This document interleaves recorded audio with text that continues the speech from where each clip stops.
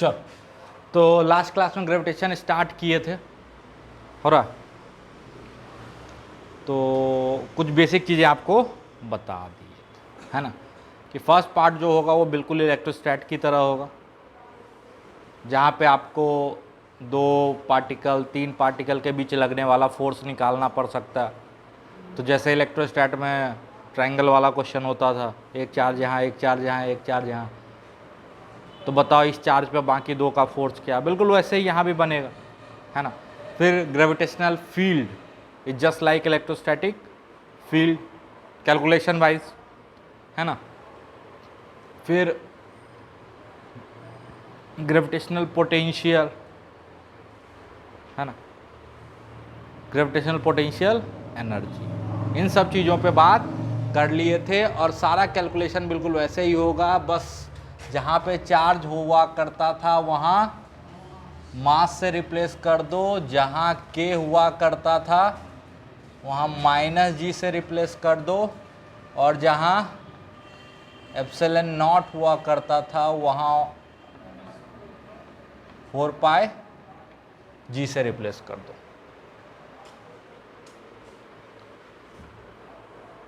कोई दिक्कत? फिर हम आपको बताए थे कि देखो मैथमेटिकली जो आपका ग्रेविटेशनल फील्ड और एक्सेलरेशन ड्यू टू ग्रेविटी है, दोनों का वैल्यू क्या है, सेम है, अरे है ना। ग्रेविटेशनल फील्ड को जी से डिनोट करते हैं, जैसे इलेक्ट्रिक फील्ड को ई वेक्टर से डिनोट करते थे, वैसे ग्रेविटेशनल फील्ड वेक्टर को जी से डिनोट करते हैं, ठीक। तो इसका मैग्नीट्यूड जी के बराबर होता था। फिर बताए थे कि जी का वेरिएशन कैसे होता है हाइट और डेप्थ के साथ। तो अगर कम हाइट की बात करें, छोटे हाइट्स की बात करें अर्थ सरफेस से, अच्छा यहाँ पे ज़्यादातर मेजरमेंट हम कहाँ से लेते हैं, अर्थ सरफेस से। अरे भाई चार्ज कन्फिग्रेशन जो भी बनाते हो तो हम अपने अनुसार बनाते हैं, तो बोलते हैं सेंटर से मेजर कर रहे हैं, लेकिन अर्थ से जो भी मेजरमेंट लेना, अब सेंटर से मेजर करना शुरू करोगे, अब बोलोगे देखो ये बिल्डिंग 10 मीटर ऊंचा है, कि ये बोलोगे 6400 किलोमीटर जो 10 मीटर ऊंचा, तो प्रैक्टिकल है नहीं। तो ज़्यादातर मेजरमेंट हम लोग कहाँ से लेते हैं, अर्थ सरफेस से लेते हैं।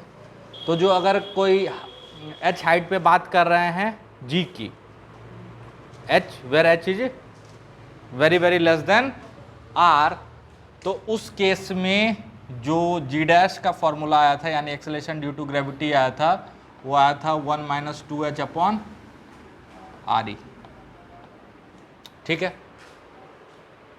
कोई दिक्कत? लेकिन रियल फॉर्मूला क्या था,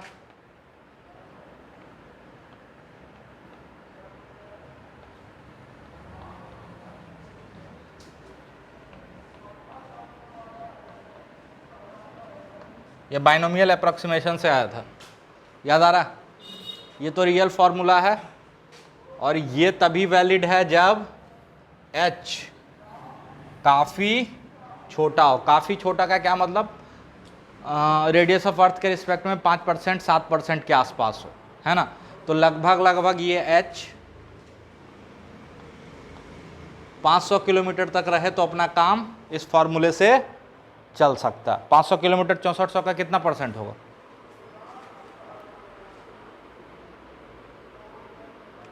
6400 का 10% 640 होगा, 10% 640 होगा, तो ये लगभग 8% के आसपास हो, 7-8%, है ना। तो यहाँ तक लमसम हम ये फॉर्मूला यूज कर सकते हैं। और 10 किलोमीटर तक तो जी को कांस्टेंट भी लेके चल सकते हो, 5-7 किलोमीटर तक, है ना। 5-7 किलोमीटर की हाइट तक तो आप जी को कांस्टेंट भी लेके चल सकते हो। कुछ याद आ रहा है? अब ऐसा थोड़े कि यहाँ जी अलग लेते थे, यहाँ अलग, यहाँ अलग, यहाँ अलग। अरे वर्टिकल मोशन अंडर ग्रेविटी याद है, तो 200-500 मीटर तक तो बोलते थे जी को कांस्टेंट ले लो, कोई दिक्कत नहीं। बात यहाँ तक में समझ में आ रही? अरे बात यहाँ तक समझ में आ रही है, ठीक है ना। अब जैसे हम हाइट पे बात करें जो अर्थ के रेडियस का 1/3 हो, तो वहाँ पे ये अप्रॉक्सीमेशन वाला फॉर्मूला नहीं चलेगा, वहाँ पे ये अप्रॉक्सीमेशन वाला फॉर्मूला नहीं चलेगा। ठीक है, जैसे जैसे एक सवाल देते हैं आपको, मान लो आपको बेवकूफ़ बनाने के लिए लिख दिया कि ये अर्थ है, यहाँ से RE/3 हाइट से एक बॉल को रिलीज कर दिया गया। कितने से? RE/3 हाइट से या 2 हाइट से बॉल को रिलीज कर दिया गया। मान लो ग्रेविटी सॉरी एयर रेसिस्टेंस नहीं, एयर रेसिस्टेंस नहीं है, तो अर्थ के सरफेस पे आके इसका रफ्तार क्या हो जाएगा? तो आप जैसे समझदार क्या करते हो, अच्छा सर h हाइट से गिराते हैं तो रफ्तार हो जाता है √2gh, तो इसका रफ्तार हो जाएगा √2g इंटू RE/3। गलत। √2gh जो फॉर्मूला है, हम ये मान के चलते थे कि acceleration due to gravity constant है, लेकिन RE/3 हाइट तक आप इसको कांस्टेंट लेके नहीं चल सकते हो। ठीक है, तो बच्चों को तो यही नहीं पता चलता है कि यार काइनेमेटिक्स का सवाल है कि ग्रेविटेशन का। अबे तो ग्रेविटेशन का है, क्योंकि जी का वैल्यू कांस्टेंट लगभग ऐसे आप मान के चलो 1 किलोमीटर 2 किलोमीटर 5 किलोमीटर तक लेके चल सकते हैं, उससे ज़्यादा तो बिल्कुल नहीं लेके चल सकते हैं। और उसमें भी अगर पूछ दे कि 5 किलोमीटर हाइट पे जी के वैल्यू में क्या वेरिएशन है, तब तो बिल्कुल कांस्टेंट लेके नहीं चल सकते, स्पेशली पूछ दे। और नहीं भी पूछे तो 10 किलोमीटर से ज़्यादा हाइट पे जी का वैल्यू कांस्टेंट लेके मत चलो, फिर उस वेरिएशन पे चले जाओ, वो जो अप्रोक्सीमेशन वाला फॉर्मूला। लेकिन वो भी कहां तक? 500 किलोमीटर, उससे ज़्यादा नहीं। हम एक रेंज बता रहे हैं, ये नहीं कि सर 501 आया तो अब वो नहीं लगाएंगे, है ना, 499 आया तो वही लगाएंगे। थोड़ा बहुत ऑप्शन से भी पता करना पड़ता था कि ये एग्जैक्ट की तरफ ज़्यादा जा रहा है, तो थोड़ा सा अप्रोक्सीमेशन से अपना काम चल जाएगा, है कि नहीं है? तो इसको कैसे करोगे? इसको कैसे करोगे? उससे करोगे, उससे कैसे करोगे? हाँ, एक तो मेथड है कि इस फॉर्मूला में h का हाइट पुट करो, h as a variable x, यहां से एक्सेलेरेशन आ गया तो एक्सेलेरेशन को लिख सकते हो v/dv/dx, v/dv/dx इंटीग्रेट करो, जान प्राण निकल जाएगा। तरीका नंबर 2, तरीका नंबर 2 समझदार वाला तरीका, ये अर्थ है ना, कितना हाइट पे बात कर रहे हैं, ये मान लो r है, RE/3 से फेंक रहे हैं, अरे फेंक रहे हैं, यहाँ पे काइनेटिक एनर्जी कितनी है? 0। पोटेंशियल एनर्जी से चलते हैं, किससे चलते हैं? एनर्जी से। तो हम मस्त ऐसे निकाल सकते हैं कि मान लो यहाँ पे वेलोसिटी या u क्या है? 0, यहाँ पे v क्या हो गया? यही निकालना है ना। तो ऊपर पे पहले पोटेंशियल एनर्जी लिखेंगे -g me mass of object बटे RE/3, अरे होगा, प्लस काइनेटिक एनर्जी 0, नीचे आने पे काइनेटिक एनर्जी हो जाएगा ½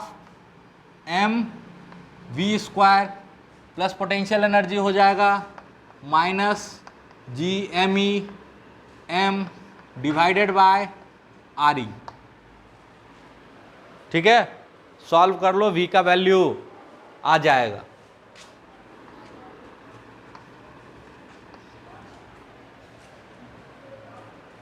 तो ये हो जाएगा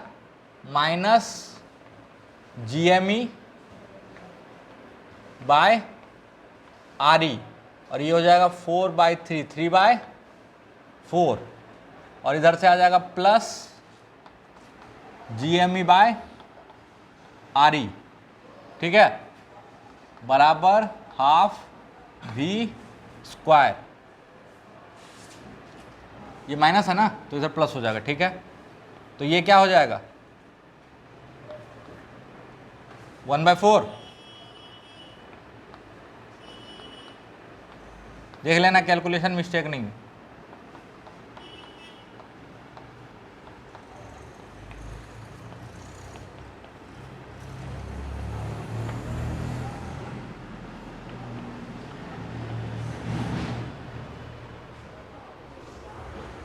क्या यही आएगा?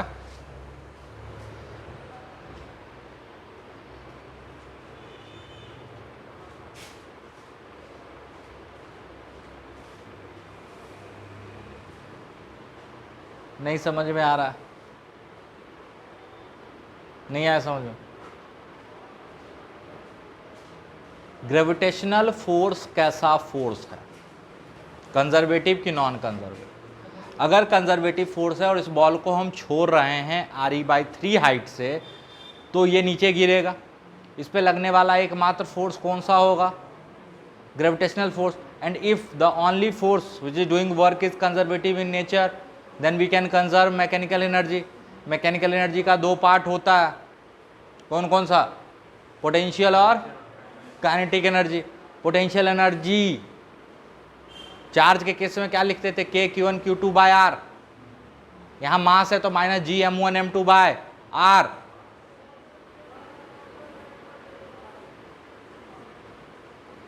अरे है। और स्फेरिकल सिमेट्रिकल बॉडी के लिए दूरी कहां से मेजर करते थे? सेंटर से। निगेटिव पोटेंशियल एनर्जी का मतलब अट्रैक्टिव फोर्स को दिखाता है। और नहीं कुछ समझ में आ रहा तो सीधा सीधा फॉर्मूला तो लगा लो। फॉर्मूला में K(Q1Q2)/R होता था, ठीक है। यहाँ पे K को किससे रिप्लेस करेंगे? -G से। और निगेटिव होने का मतलब होता है फोर्स अट्रैक्टिव है ना, क्योंकि फोर्स क्या होता है? -du/dr या dx। उससे करोगे तो एक माइनस पहले से यहाँ, है ना। समझ में आ रहा है? चर्चा किए थे लास्ट क्लास में। वहां पे अगर दो पॉजिटिव चार्ज होता K(Q1Q2)/R तो पोटेंशियल एनर्जी, तो वो पॉजिटिव चार्ज पर एक दूसरे को क्या कर रहा होता? रिपेल कर रहा होता ना। इसलिए पॉजिटिव पोटेंशियल एनर्जी मतलब उसको छोड़ोगे तो दूर भागे, वहां तक लाने में आपको काम करना पड़ा होगा, इसलिए वर्क पॉजिटिव था। और ये दो निगेटिव चार्जेस हैं, इसको लाने में काम करना नहीं पड़ा होगा, ये अपने आप पास आया हूं। समझ में आ रहा है? अरे समझ में आ रहा है, ठीक है। तो यहां तक नोट करो जल्दी से। और कोई डाउट है तो पूछ लो।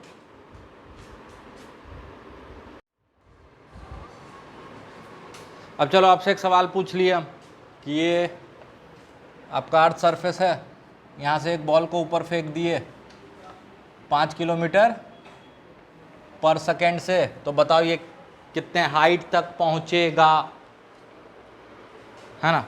ये किस हाइट तक पहुँचेगा? तो अब आप मस्त क्या लिखते हो? H बराबर u²/2g। तो ये किलोमीटर पर सेकेंड में है, तो इसको लिख दोगे 5000 इंटू 5000 डिवाइडेड बाय 2 इंटू 10। तो ये कितना आ जाएगा?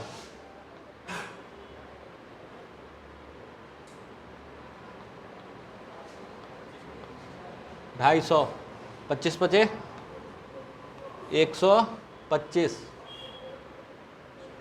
4 0, ठीक है। किलोमीटर में कर दिए, किलोमीटर में कर दिए, है ना। 1250 किलोमीटर। पहले तो देखते ही समझ जाओ ये फॉर्मूला काम नहीं करेगा, क्योंकि 1250 किलोमीटर तक आपने जी को कांस्टेंट ले लिया। और जी हम क्या बोल रहे हैं? 2 4 5 10 किलोमीटर तक ही कांस्टेंट लेके चल सकते हो। और इस फॉर्मूला में जी क्या है?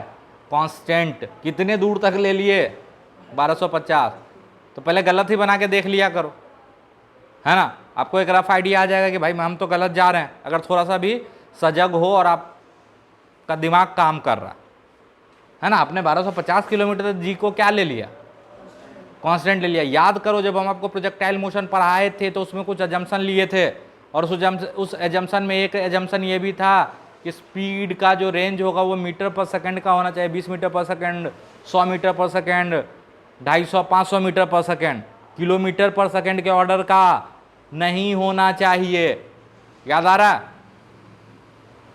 और उसमें एक एग्जाम्पल भी दिए थे कि 8 किलोमीटर पर सेकंड से किसी चीज़ को फेंक दिए तो बताओ कितना दूर जाके गिरा।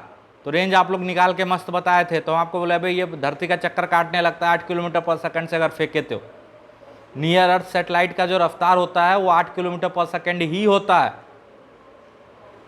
है ना। तो प्रोजेक्टाइल मोशन या वर्टिकल मोशन जिसमें आप जी कांस्टेंट लेके चल रहे हो, उसमें स्पीड इतना ज़्यादा नहीं होना चाहिए कि अर्थ का कर्वेचर पिक्चर में आने लगे, याद आ रहा है। या वर्टिकली इतना जोर से मत फेंको कि वेरिएशन ऑफ जी नेग्लेक्ट किया नहीं जा सके। सब चीज़ बताए हैं, कॉपी पलट के देखना मिल जाएगा, है ना। बोले तो स्पीड इस रेंज का नहीं होना चाहिए कि अर्थ का जो कर्वेचर है वो पिक्चर में आने लगे, फिर जी को कांस्टेंट लेके नहीं चल सकते। क्यों? तब तो जी का डायरेक्शन भी बदलेगा ना। अगर अर्थ का कर्वेचर पिक्चर में आएगा तो यहाँ पे सेंटर की तरफ, यहाँ पे सेंटर ये हो जाएगा, यहाँ पे सेंटर ये हो जाएगा, तो जी तो डायरेक्शन में भी वेरी करेगा और मैग्नीट्यूड में भी। कुछ नहीं समझ में आ रहा, तो ये सब बता चुके हैं। तो सर कैसे करेंगे? अगेन एनर्जी कंजर्वेशन, अगेन एक ही उपाय बचता है, क्या? एनर्जी कंजर्वेशन, या फिर एक्सेलरेशन ड्यू टू ग्रेविटी को वेरिएबल के टर्म में लिखो और उसको V D V by D X से सॉल्व करो, तो वो लंबा जाएगा। उससे बेटर ऑप्शन है कि किससे चले? एनर्जी से। जब टाइम का फैक्टर इन्वॉल्व नहीं हो तो सबसे अच्छा मेथड क्या? अगर कोई फोर्स मेथड से भी बन जाए और एनर्जी मेथड से भी बन जाए, तो हम आपको बार बार बताते हैं कि अगर टाइम का फैक्टर इन्वॉल्व नहीं हो तो it's better to go with energy का मेथड, है ना। तो मस्त एनर्जी मेथड से बनाओ।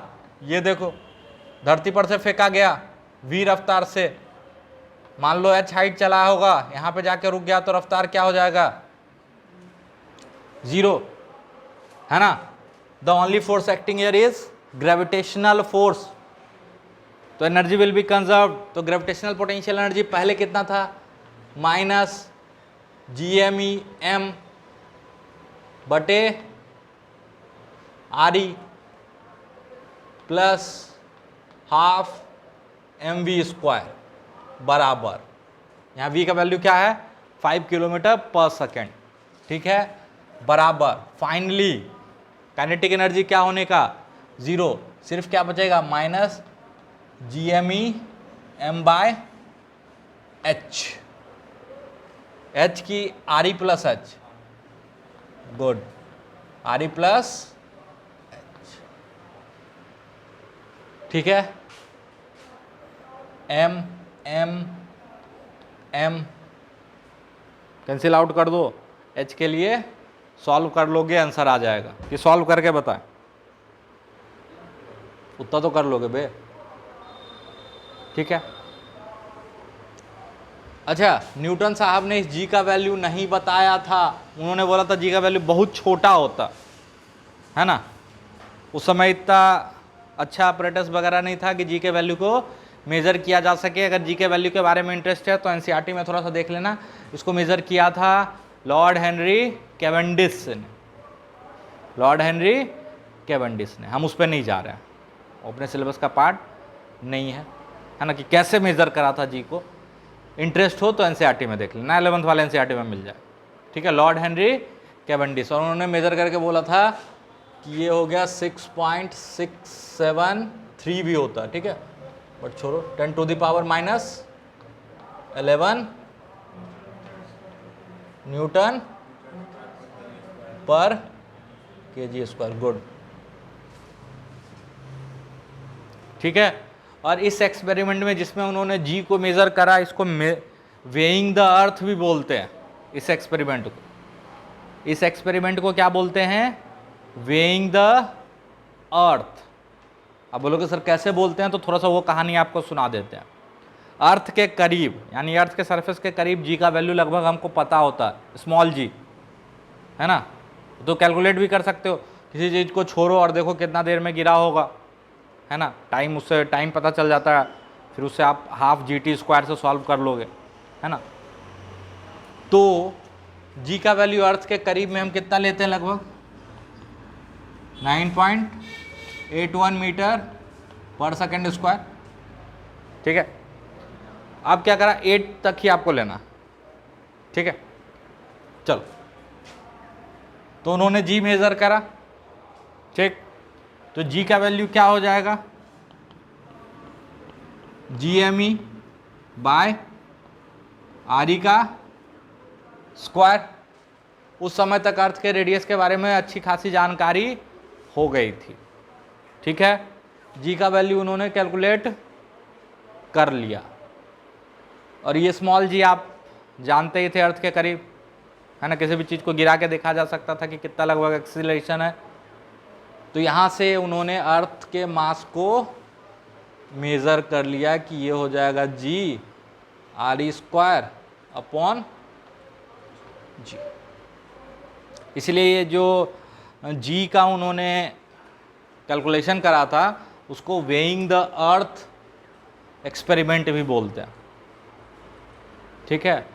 और वैसा ही अपरेटस यूज करके इलेक्ट्रोस्टैट वाले के का वैल्यू भी निकाला गया, ठीक है। यहाँ तक में कोई परेशानी, कोई दिक्कत है तो बोलो। चलो एक ऐसे ही क्वेश्चन आप ट्राई करो खुद से। अब देखो हम स्पेशली बोल रहे हैं कि सरफेस से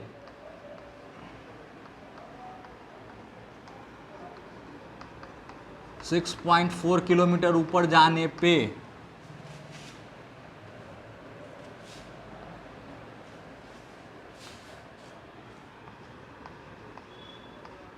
ऊपर what is the percentage change in the value of g?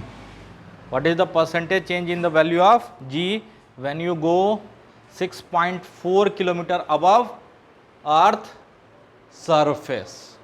Try करो, सिंपल सा सवाल है। 6.4 किलोमीटर पे बोल रहा, दैट मीन्स कि आपको अब चेंज लेना है, लेकिन हम यहाँ पे किस फॉर्मूला से काम चला सकते हैं? हाँ, g डैश बराबर g into 1 - 2h upon r से, है ना, क्योंकि 6.4 किलोमीटर बहुत ज़्यादा बड़ा है, ठीक है। बनाओ।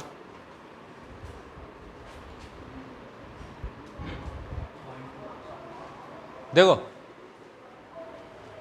g at height h will be g into 1 minus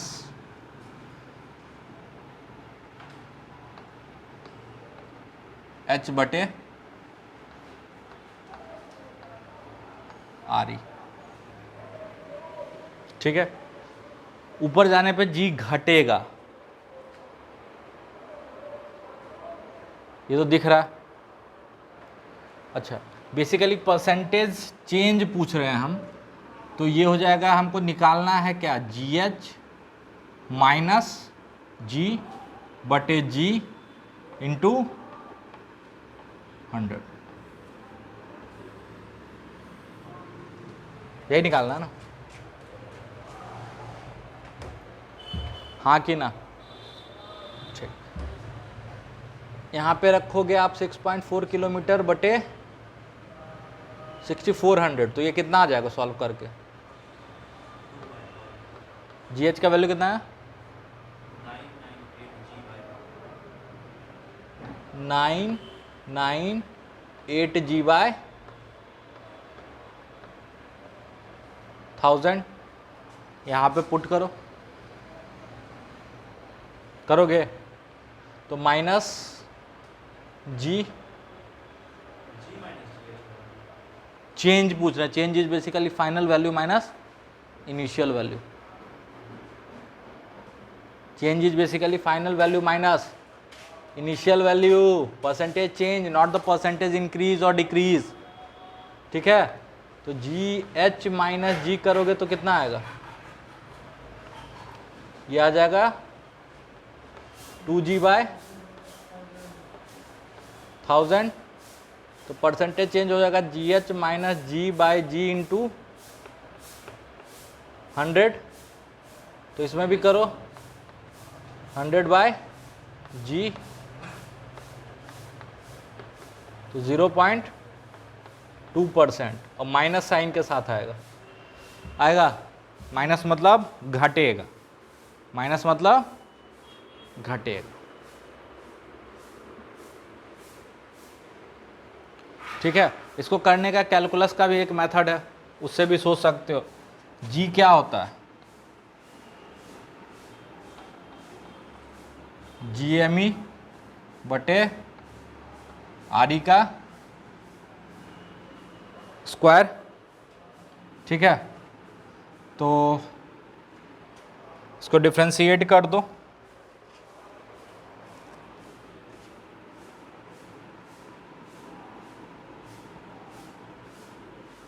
delta G bye जी बराबर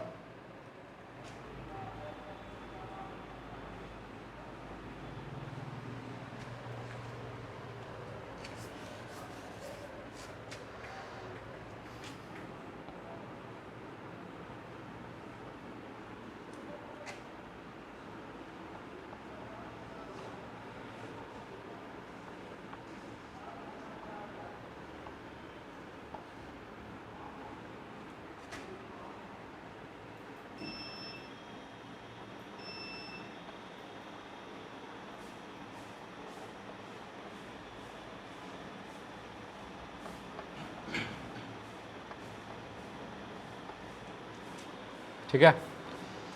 यहां से एक आर ई को उसके नीचे ले लो, ठीक है, डिफ्रेंशिएट किए है ना। और यहाँ पे डेल्टा जो चेंज है वो बहुत छोटा चेंज है, ठीक। तो यहाँ से आ जाएगा ये आर ई इसके नीचे चला जाएगा और G M E by R E क्या बचेगा, G M E by R E क्या बचेगा, स्मॉल जी। तो इधर आ जाएगा डेल्टा जी बाय जी बराबर, यहाँ बचेगा -2 डेल्टा आर ई बटे आर ई। तो ये फ्रैक्शनल चेंज आ गया और माइनस साइन बता रहा है घटेगा, ठीक है। तो यहां से भी सॉल्व करोगे तो वही आएगा आंसर, ठीक है। तो बाइनोमियल से यूज करो, बाइनोमियल अप्रोक्सीमेशन यूज करो या कैलकुलस यूज करो, दोनों से आपका आंसर आ जाएगा, ठीक है। तो delta G by G into 100 वहां कर दोगे -2 डेल्टा आर ई बटे R E into 100। Delta R E मतलब जो आर ई में चेंज आया, तो चेंज कितना आएगा 6.4, चेंज तो वही आया ना, पहले रेडियस 6400 था, अब 6400 जोड़ 6.4 हो गया, तो चेंज कितने का आया, ठीक है। लिख लो आप, माइनस में ही आना चाहिए, नहीं आना चाहिए।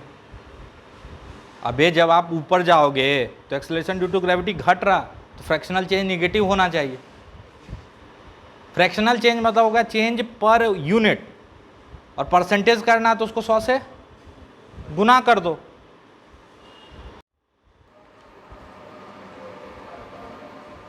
Variation in G due to depth, तो लिखे थे अर्थ सरफेस से डी हाइट नीचे जो होगा वैल्यू होगा जी इंटू 1 माइनस डी बटे आर ई। ये अप्रॉक्सीमेट था कि एग्जैक्ट वैल्यू था, एग्जैक्ट वैल्यू। अब मान लो आपसे कोई एक सवाल पूछे, नीचे जाने पे भी देखो जी का वैल्यू कम हो रहा है और ऊपर जाने पे भी जी का वैल्यू कम हो रहा है, तो कोई आपसे पूछ ले कि एक ऐसा हाइट बताओ या एक ऐसा डेप्थ बताओ कि उतना नीचे जाने और उतना ही ऊपर जाने पे जी का वैल्यू सेम हो जाए, जी का वैल्यू सेम हो जाए। नहीं समझ में, नीचे जाने पे भी जी का वैल्यू घट रहा है और ऊपर जाने पे भी जी का वैल्यू घट रहा। अब आपसे पूछ रहा है कि एक ऐसा हाइट बताओ या एक ऐसा डेप्थ बताओ, ठीक है, जहां पे जी का वैल्यू सेम हो जाए, दोनों जिस उस डेप्थ पे जो जी है और उस हाइट पे जो जी है वो सेम हो जाए। क्या? हाँ, इसको और अप्रॉक्सीमेट वाले को, बिल्कुल इसको और अप्रॉक्सीमेट वाले को जब इक्वेट करोगे तो वो कभी बराबर हो ही नहीं सकता, क्योंकि उसका वैल्यू है G into 1 minus 2h upon R E और ये है G into 1 minus D upon R E. अब मान लो x हाइट पे ऐसा हो रहा तो दोनों में x पुट करोगे तो कभी बराबर होगा, x बराबर 0 आ जाएगा। इसका मतलब है कि 0 हाइट और 0 डेप्थ पे जाने पे वैल्यू सेम हो जाएगा। तो हाँ, तो वो तो होता ही है कदे, वो तो होता ही, ठीक है। तो एग्जैक्ट वाले से करना पड़ेगा, किससे करना पड़ेगा, एग्जैक्ट वाले से। तो देखो मान लो x के साथ ऐसा हो रहा है, तो 1 minus X upon R E बराबर g divided by R E plus 1 plus x बटे आर ई का होल स्क्वायर, ठीक है। तो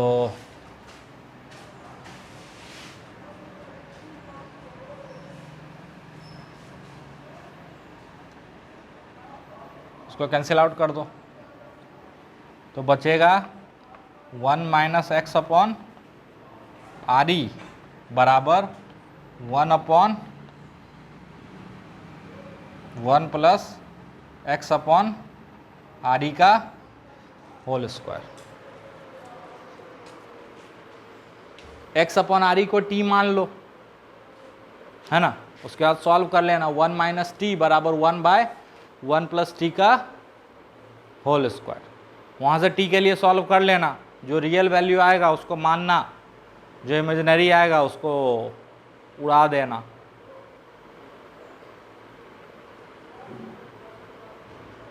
कुछ नहीं समझ में आ रहा।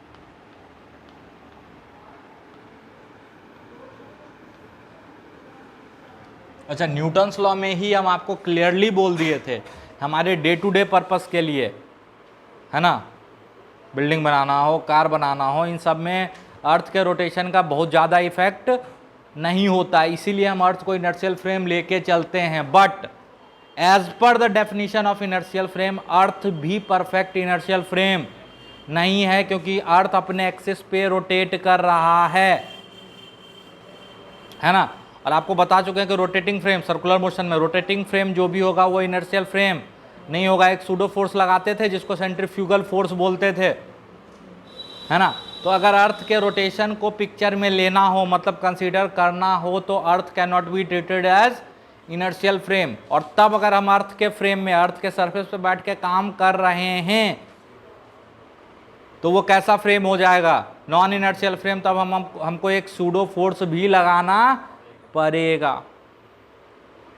अब इसीलिए हम बोले थे कि वहां पे अगर हम इनर्शियल फ्रेम रटवा देते कि अर्थ इनर्शियल, अर्थ इनर्शियल, अर्थ इनर्शियल, तो यहाँ क्या आप क्या गाली देते कि सर ये भी तो सी वाला सब्जेक्ट हो गया, है ना, एक्सेप्शन। बट वहां पे हम क्लियरली बोल दिए थे कि परफेक्ट डेफिनेशन पे तो ये परफेक्ट इनर्शियल फ्रेम है नहीं। बट जो वेरिएशन आता है जी में, वो डेसिमल के 4 प्लेसेस के बाद आता है, अपने लिए उतना इंपॉर्टेंट नहीं है। समझ में आ रहा है?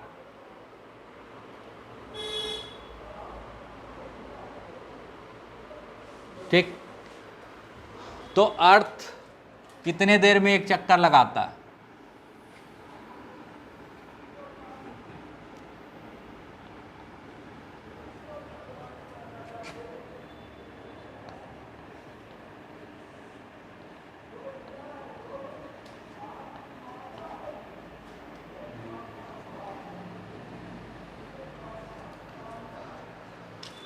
ये ओमेगा, जिससे कि अर्थ रोटेट करता है अपने एक्सिस पे। 2 पाई कितने देर में? 24 घंटा। तो 24 गुने 3600 रेडियन पर सेकेंड। ठीक है मनीष कुमार, इसमें हंसने वाली क्या बात? ऐसे हंसी आएगी तो फिर क्या क्या बोला, जल्दी बोल। फिर हंस रहा, खड़ा हो जा, खड़ा हो जा, अब बोलो।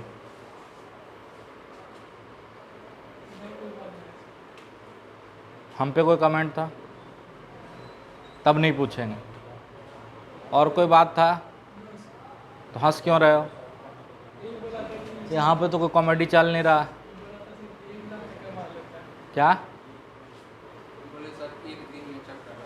हाँ सही तो बोला।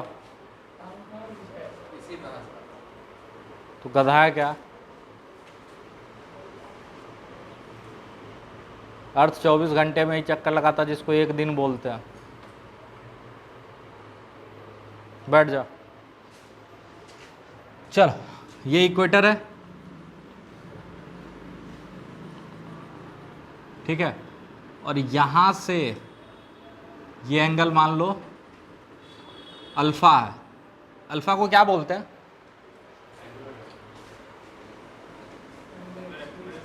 अबे इस केस में अल्फा को क्या बोलते हैं ज्योग्राफी में?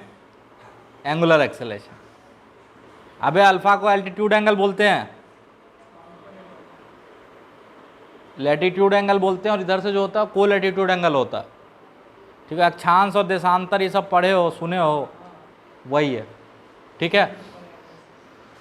गधा कहीं का। चलो, तो यहां पे जो एक ऑब्जेक्ट है इस पे एक फोर्स तो mg लग रहा होगा, अरे लग रहा होगा, और एक लग रहा होगा m ओमेगा स्क्वायर। हम अर्थ के फ्रेम में काम कर रहे हैं, तो ये हो जाएगा m omega square r, where r is not the radius of earth. r ये वाला रेडियस है क्योंकि ये इस सर्कल में घूम रहा, अरे है ना, ये r है, ये अल्फा तो ये 90 माइनस अल्फा तो ये अल्फा, तो ये r बराबर क्या हो जाएगा?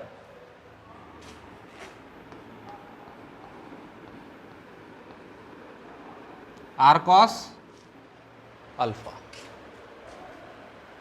कोई दिक्कत? अच्छा, mg और m ओमेगा स्क्वायर r के बीच का एंगल क्या है?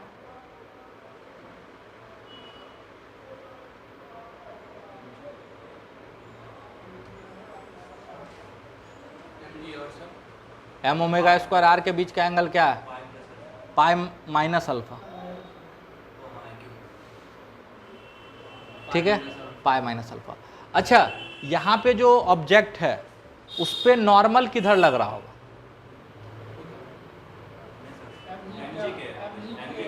बिल्कुल नहीं, इस पे जो नेट फोर्स जनरेट हो रहा है उधर लग रहा होगा नॉर्मल, ठीक है, तभी तो बैलेंस रहेगा। अरे तभी तो वो बैलेंस रह पाएगा, ठीक है। तो mg के अगेंस्ट नहीं लगता, यानी आप किसी चीज पेंडुलम को छोड़ोगे ना तो बिल्कुल सेंटर की तरफ नहीं जाता एग्जैक्टली, वो थोड़ा सा प्लम लाइन से हटा हुआ होता है, वो इस डायरेक्शन में जाता है। हम तो यहाँ पे इतना दिखा रहे हैं ना, असल में ऐसे होगा, ये होगा mg और ये होगा m ओमेगा स्क्वायर r। तो ऐसे तो नेट प्लम लाइन इधर जाना चाहिए किसी चीज़ को छोड़ने पे mg, लेकिन चूंकि अर्थ रोटेट कर रहा है तो इस m ओमेगा स्क्वायर r के कारण नेट फोर्स किधर लगेगा? इधर, है ना। तो आपके लिए इफेक्टिवली g किधर काम कर रहा होगा? इधर।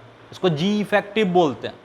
क्या बोलते हैं? g effective. पहली बार चर्चा नहीं की है, बहुत बार चर्चा हो चुका। कोई दिक्कत? अरे कोई दिक्कत? तो g इफेक्टिव अगर यहां से कैलकुलेट करो तो वो हो जाएगा under root G square plus omega square R का whole square plus 2 G omega square R cos pi minus alpha होगा।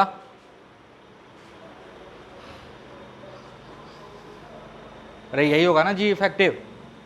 ये भगवान, दो वेक्टर का सम क्या होता है? Under root A square plus B square plus 2ab cos theta.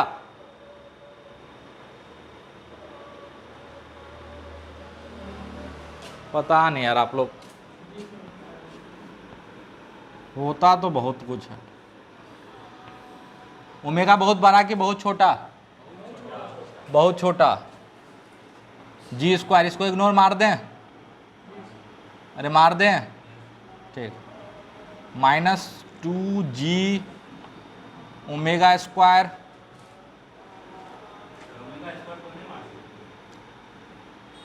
Omega बहुत छोटा, दैट मीन्स पूरे ओमेगा को इग्नोर मार दो तो फिर तो वही आ जाएगा।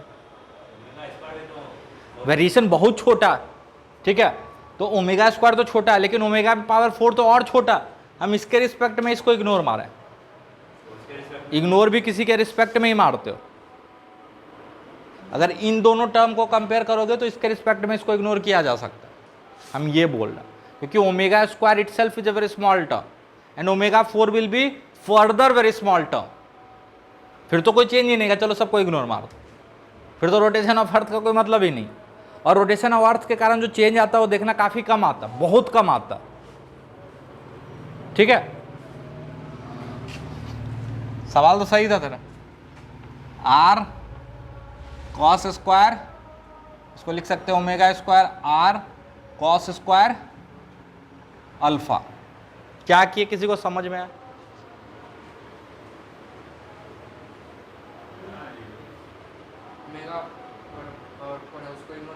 हाँ, कॉस स्क्वायर अल्फा क्यों? आर को पुट कर दिए कैपिटल आर कॉस अल्फा, ठीक है। और बोलो, कोई दिक्कत नहीं है ना? किसी को कोई परेशानी आ रही है तो बोल दो।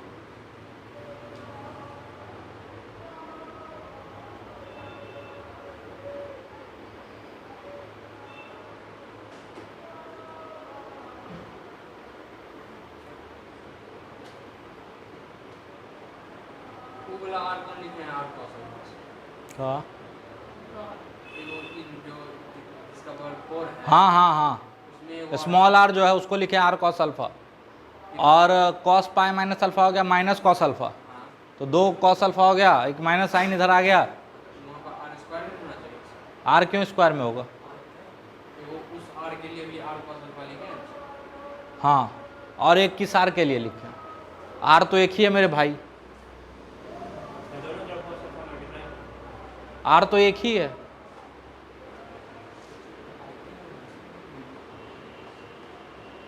अबे ये ओमेगा स्क्वायर आर ही है ना, तो यहाँ 2ab होगा ना।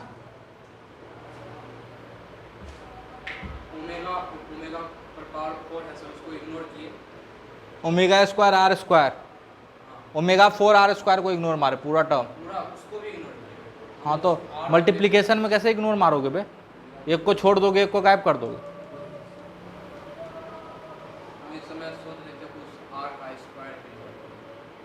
और कुछ सोच रहे हो तो बता दो हमको।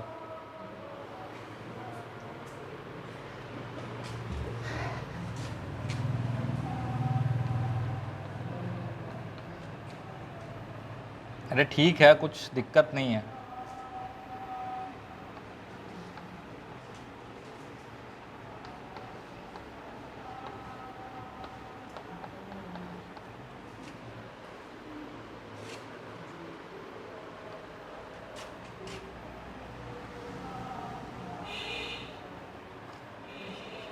ठीक है, बाइनोमियल एक्सपेंशन आता है।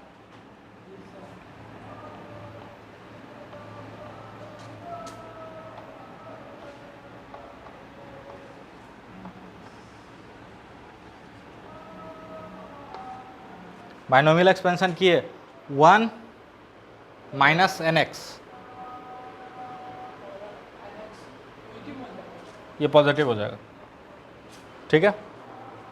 वो माइनस है ना, तो माइनस हाफ इधर आ जाएगा, ठीक है।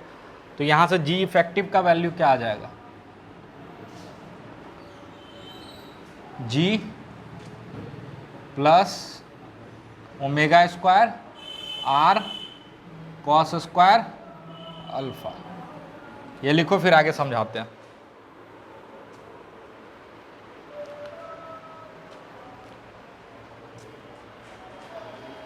हाँ बोलो ना।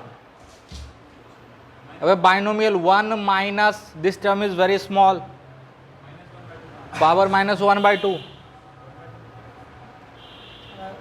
ठीक ठीक ठीक ठीक।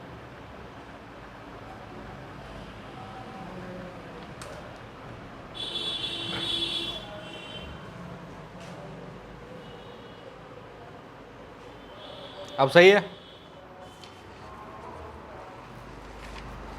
अरे सही है।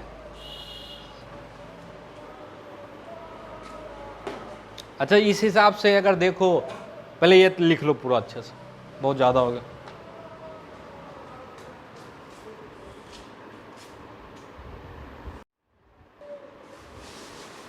चलो, escape velocity,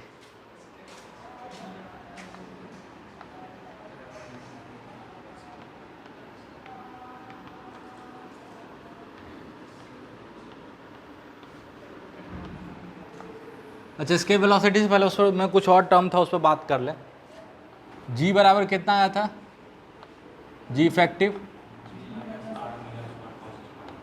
g minus R omega square cos alpha at equator.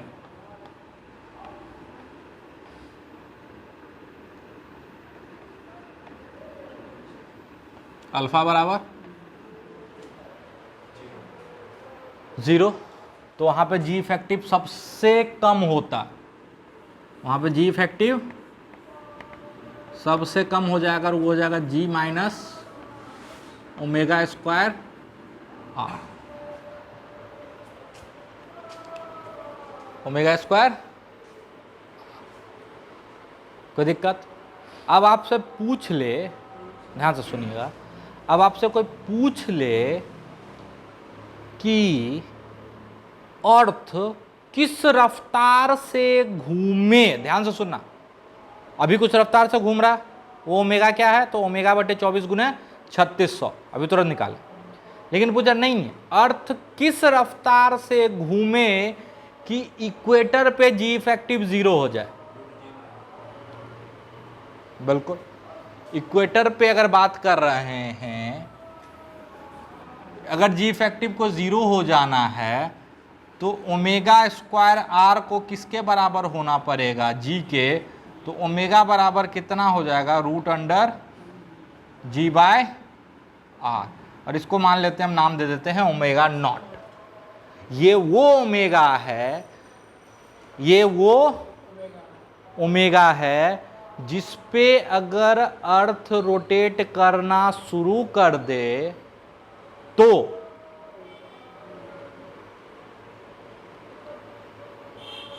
Equator पे वेटलेसनेस फील करोगे, ठीक है। और यहां से जब टाइम पीरियड कैलकुलेट करोगे, टाइम पीरियड क्या होता है, 2 पाई बाय ओमेगा, तो ये आपका आ जाएगा 84.6 मिनट। हाँ,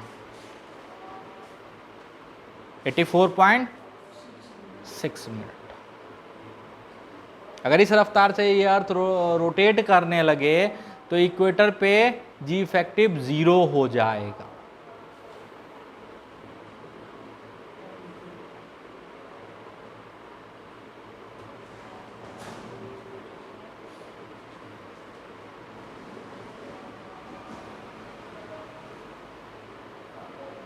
ठीक है, और ये डाटा अगर याद रह जाए तो कोई बुराई नहीं है, हमको जब याद है तो किसी को भी याद रह सकता, ठीक है। लेकिन अच्छा, यहाँ से एक स्टेबिलिटी का कंडीशन भी आ जाता है, अगर प्लेनेट या अर्थ इस रफ्तार से या इससे ज़्यादा रफ्तार से घूमने लगे तो इक्वेटर पे जी इफेक्टिव क्या हो जाएगा, 0, तो इक्वेटर को जो मासेस हैं वो अर्थ में नहीं रहेंगे, वो बाहर निकल जाएंगे, तो वो अपना एक मून बना लेगा, है ना, इसका शेप एंड साइज चेंज हो जाएगा, छोटा हो जाएगा, ठीक है, जो कि उसको मैच कर पाए, उसका मास जो टूट के उसके आसपास घूमना शुरू कर देगा तो वो मून बन जाएगा, ठीक है। तो वो स्टेबिलिटी का पार्ट होता है, उसमें नहीं जा रहे हैं, ठीक है। बट हाँ, अगर 84.6 मिनट में एक चक्कर लगा ले, जो कि पहले 24 घंटा में लगाता, तो अर्थ की स्टेबिलिटी पे खतरा। ठीक है, तो इक्वेटर पे इफेक्टिव वैल्यू क्या हो जाएगा, जी इफेक्टिव 0 हो जाएगा। समझ में आया? ठीक, अब बात करते हैं हम लोग एस्केप वेलोसिटी। एस्केप वेलोसिटी वो रफ्तार है जो हम किसी ऑब्जेक्ट को दें ताकि वो अर्थ के ग्रेविटेशनल फील्ड से बाहर निकल जाए। ठीक है, that is called escape velocity. ठीक, तो मान लो ये अर्थ है, ठीक है। अच्छा, इस जगह पे वर्टिकल किधर होगा, इधर, ये एक्सिस है मान लो, ठीक है। तो यहां पे आदमी इधर खड़ा होता है, यहां पे आदमी इधर खड़ा होता है, यहां पे आदमी इधर खड़ा होता है। अच्छा, यहां पे जो आदमी खड़ा है वो नीचे क्यों नहीं गिरता, इधर गिरना चाहिए। बिल्कुल, एमजी इधर थोड़ा ही लगा रहे, एमजी उधर लग रहा, तो उसके लिए वही वर्टिकल है। हाँ, तो ये अजीब गरीब वाला बात मत करना, सर ये तो ढपक जाएगा नीचे, पूछे थे, टपक नहीं जाएगा। अबे एमजी इधर लग रहा है, ठीक है। चल, तो इस आदमी को फेंकना इधर, रॉकेट लगा के ऊपर लॉन्च कर देना इसको, ताकि कभी वापस नहीं आए, मनीष जैसा कोई है, ठीक है। मनीष के पीठ में पूरा रॉकेट लगा देना, चारों तरफ से रॉकेट जला देना, और मनीष को इतना रफ्तार देना है कि मनीष अर्थ के ग्रेविटेशनल फील्ड को क्रॉस करता हुआ बाहर निकल जाए, कभी वापस नहीं आए, ठीक है, क्योंकि फालतू में हंसता है। ठीक, एकदम ऊपर, कोई दिक्कत। अब ध्यान से सुन, ध्यान से सुन, यहां पे क्या क्या जम्पशन ले रहा है। पहला जम्पशन, नो एटमॉस्फेयर,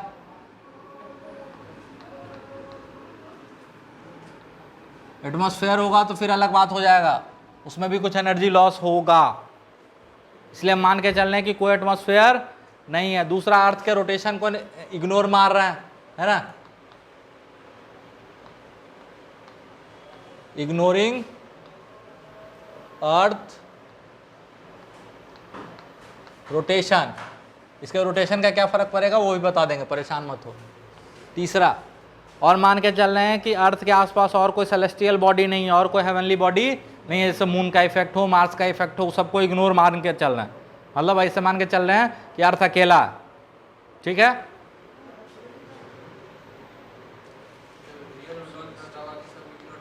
नहीं, तो तू कब रियल में लॉन्च करने वाला, 12th पास नहीं हुआ जा रहा। हाँ, तो बिल्कुल हम तो उम्मीद करते हैं, तो उसके लिए आप जेईई में सेलेक्ट तो हो जाओ। बिल्कुल, वो सब लेके कैलकुलेट करता है, ठीक है, वो इन सबको इग्नोर नहीं करता, हम लोग इग्नोर कर रहे हैं अपने कैलकुलेशन पर्पस, ठीक है। और इनको इग्नोर करने से जो फ्रैक्शनल चेंज आता है वो अपने औकात से बाहर का चीज़ है, अपने को उस मेजरमेंट में जाना भी नहीं, ठीक है। अरे कोई भी मशीन आप बनाते हो ना, तो इंजीनियर्स भी मॉडलिंग करते हैं आइडियल कंडीशन लेके, फिर उसमें धीरे धीरे जोड़ते हैं, अच्छा एयर फ्रिक्शन होगा तो इतना का फैक्टर आएगा, तो वो मल्टीप्लाई कर देते हैं, है ना। इस पर इतना का लोड आएगा तो वो लोड फैक्टर मल्टीप्लाई करते हैं। शुरुआत वो भी मॉडलिंग, वो भी आइडियल कंडीशन में ही करते हैं। ये मत सोचना कि हम लोग आइडियल कंडीशन पढ़ते हैं बेकार का, बिल्कुल नहीं। मॉडलिंग आइडियल कंडीशन से ही शुरू होती है, फिर उसमें सारे फैक्टर को इनकॉर्पोरेट किया जाता है कि चलो जब ऊपर जा रहा होगा तो एयर ड्रैग है, एटमॉस्फेयर इतना किलोमीटर तक है मान लो, तो उसके कारण जो एनर्जी लॉस होगा उसको इनकॉर्पोरेट कर देंगे हम, है ना। ऐसे थोड़े नो सर जो पढ़ रहे हैं बेकार है। ये भी मत सोचना जो पढ़ लिए उसी से दुनिया चल जाएगी आगे, बहुत कुछ पढ़ना, अभी तो कुछ नहीं पढ़ रहे, है ना। इंजीनियरिंग और फिजिक्स, प्योर फिजिक्स तो और खतरनाक, ठीक है, बहुत बड़ी दुनिया, बहुत कुछ खोजा जा चुका है लेकिन फिर भी कुछ नहीं खोजा गया, है कि नहीं। तो इग्नोरिंग अदर सेलेस्टियल बॉडीज। ठीक है, चलो इसको v रफ्तार दे दिए या v e रफ्तार दे दिए, जिससे कि मनीष स्केप कर जाए। ठीक है, वापस नहीं आए, हम लोग को परेशान नहीं करे। ठीक है, कुछ नहीं करना है, एनर्जी कंजर्व करना। ठीक है, यहां पे gravitational potential energy minus GME mass of Manish बटे रेडियस ऑफ अर्थ का square plus half mass of Manish VE जो इसको दिए हैं स्क्वायर बराबर, ये रुके तो कहाँ जाके रुके, बहुत दूर जाके रुके, इन्फिनिटी पे। तो इन्फिनिटी पे पोटेंशियल एनर्जी क्या हो जाएगी, 0, और रुके भी तो इन्फिनिटी पे रुके जस्ट, तो 0 है ना। तो यहां से आ जाएगा VE बराबर √2 GME बटे RE। ठीक है, इसको कैलकुलेट करोगे, this is going to be रफली 11.2 किलोमीटर पर सेकेंड। साउंड के स्पीड से भी ज़्यादा स्पीड है। अब ये मत बोलना सर इतना से तो हम साइकिल चला लेते हैं, अबे वो किलोमीटर पर आवर होता है, यहाँ पर सेकेंड में है कि सर हम 11 की रफ्तार से साइकिल चला लेते हैं, क्यों नहीं उड़े, अबे वो 11 किलोमीटर पर आवर है, it is not per hour, it is पर सेकेंड। ये आपके साउंड के स्पीड से भी, लाइट नहीं, साउंड के स्पीड से भी ज़्यादा है। साउंड का स्पीड क्या होता है एयर में, लगभग रफली 3 इंटू, पागल हो गया क्या तू? साउंड का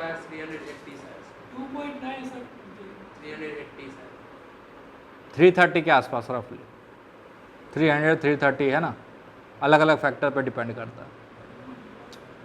तो उससे देख लो कितना ज़्यादा है कि नहीं। तो इस रफ्तार से अगर फेंक दे तो ये क्या होगा, वापस नहीं आएगा, बिल्कुल नहीं करेगा। फील नहीं आता सर, फील नहीं आ रहा सर। मास ऑफ ऑब्जेक्ट पे क्यों डिपेंड करेगा, यहाँ पे बात हो रही है कि आप उसको कितनी एनर्जी दे रहे हो। मास ज़्यादा होगा तो अपने आप उसको ज़्यादा एनर्जी देनी पड़ेगी, क्योंकि आपको एनर्जी देनी पड़ेगी 12 mv², है ना। तो भारी मशीन लगेगा उसको धक्का देने के लिए, लॉन्च करने के लिए। अच्छा, V में मास का क्या महत्व है, लेकिन जैसे ही एनर्जी के टर्म में सोचेंगे, जो उसको पुश चाहिए, तो अपने आप मास इंक्लूड हो जाएगा 12 mv²। अबे उसको एनर्जी कितनी चाहिए, 12 mv² बस, चाहे हल्का हो चाहे भारी हो, उसको रफ्तार कितना दे दो 11.6 तो चला जाएगा पार। फील नहीं आया तो फील पे मत जाओ, फील से साइंस चलता ही नहीं। बिल्कुल, एक छोटे से बॉल को 11.2 देने में या एक रफ्तार देने में अलग धक्का आपको लगाना पड़ेगा। वही भारी है, लोहा का बॉल है, उसको भी वही रफ्तार दे दोगे क्या, फिर तो आप ओलंपिक में मस्त जीत जाओगे यार। शॉर्ट पुट होता है ना, जितना रफ्तार टेनिस बॉल को दे देते हो, फेंकते हो कितना दूर जाके गिरता, शॉर्ट पुट को भी फेंक दो।